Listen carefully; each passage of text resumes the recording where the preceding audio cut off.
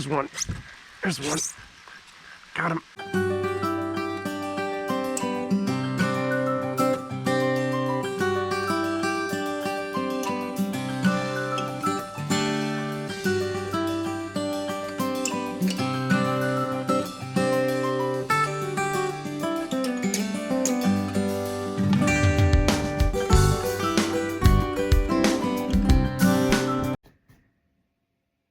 Hey everybody from YouTube. Last weekend I went out fishing at the Occoquan Reservoir, and the pattern out there was completely different than the weekend before.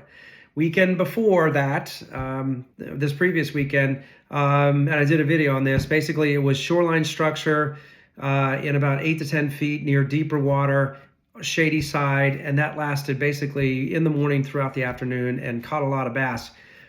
The weekend just passed.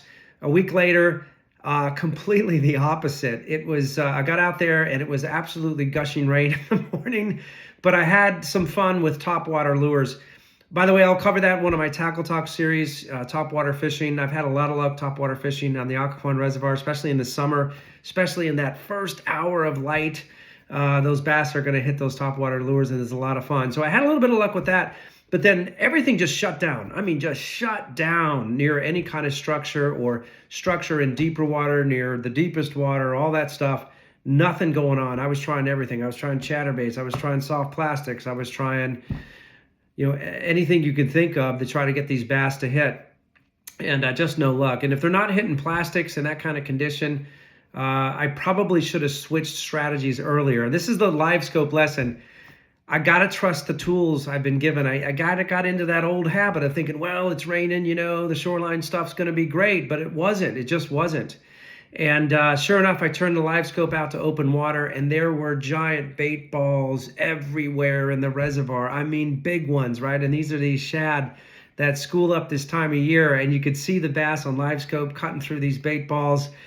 You could even, once again, situation awareness. I'm watching bass come out of the water like a rocket ship, as they're going after these bait balls. So changed strategies, switched off the trolling with crankbaits. In about 6 to 8 foot was the range. Now, the reason I say that's the range is because there's something in the summertime when it gets really hot called the thermocline layer. Look it up on the internet, but basically what it is, and when you get this superheated water on the top, what happens is it traps the water, the colder water underneath it, right? So you have superheated water up here. You've got the thermocline layer in between, sandwiched in between the colder water. The problem is below the thermocline layer, that colder water that is trapped, all the nutrients have been sucked out of it. All the oxygen's been pretty much sucked out of it because of the material and organisms down at the bottom of the lake or the reservoir. So it chews all that oxygen up, and the water doesn't cycle like it normally does. So you get this thermocline layer that's between the cold water on the bottom and the superheated water on top. And that's the most oxygen-rich water that you'll see this time of year in these kinds of lakes in Virginia. Now, for us around the local lakes here, it's about 10 to 15 feet, somewhere in that range. You can actually see it on your sonar devices. It'll show up like a fuzzy band, right? And it shows up on Livescope too. So on Saturday, that thermocline layer was running at about 10 feet. So I wanted to make sure you don't want to fish below the thermocline layer, because that's not where the fish are going to be. They can't really survive too long in that environment. They're going to be at thermocline layer, a little bit above the thermocline layer. So that's why I put the crankbaits at about 6 to 8 feet, and that's exactly where those fish were. I caught a lot of nice sized bass, and had a lot of fun. So anyways, check out the action. Thanks for watching. Okay, you can see it's raining in the morning here. Doing some topwater fishing. I've had a lot of luck over the years in the summertime during that first hour of daylight on the reservoir with topwater fishing. Probably caught a handful of bass here in the very early morning on topwater. Nothing big though, only a pound and a half maybe tops, and was not really catching any big bass at this point in the morning, but still had a lot of fun.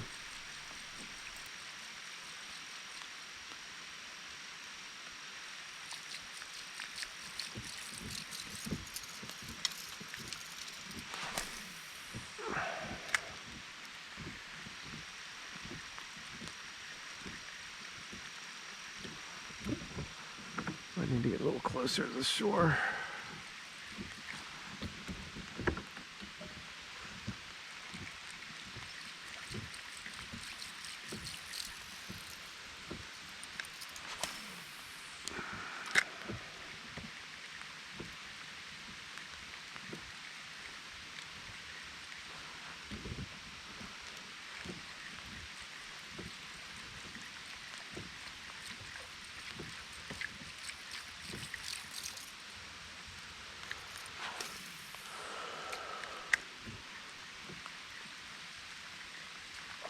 There's one.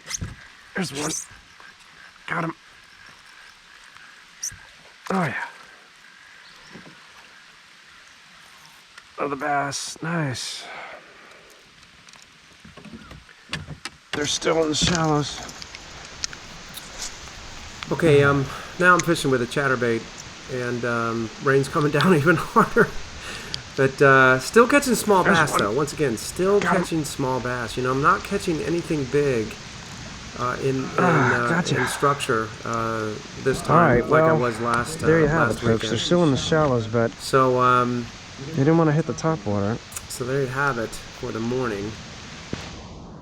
And I barely had him hooked. All right.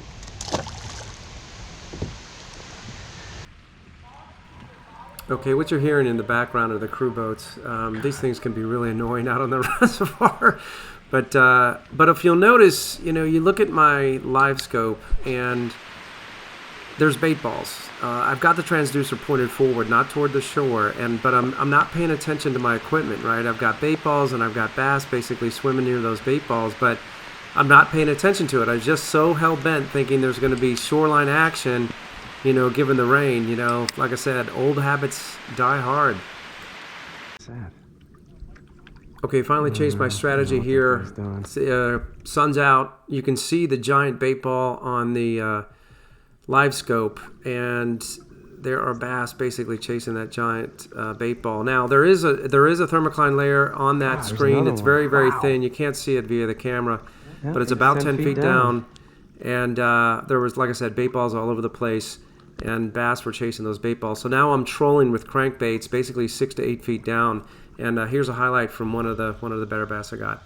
Oh yeah, trolling here, folks. This is a nice fish. Wow, boy, I'll say this might be a bass.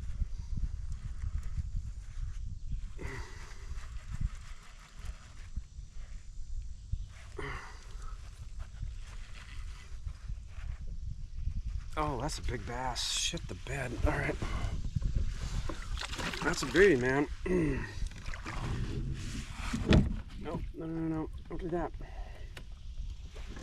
Come here, big boy. Oh, yeah. Beautiful. That's a beautiful Occoquan bass right there. Yes, sir. Oh, man. That is what I'm talking about. Ow! That's a beautiful fish. Chunk, man.